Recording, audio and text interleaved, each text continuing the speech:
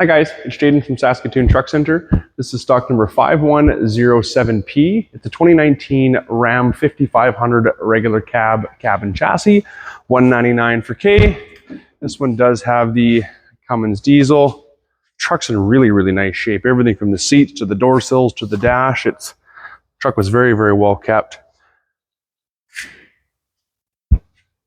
Even this frame came in exactly the way it is. Still has all the factory decals and everything on it. So truck itself was very well kept.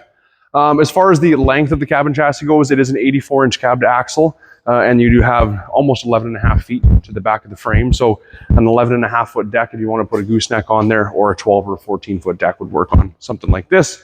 Whether you're a farmer and you need a truck with a bale deck on it, or just a standard flat deck, something like this would work great. Again, construction companies, you can put dump bodies on here.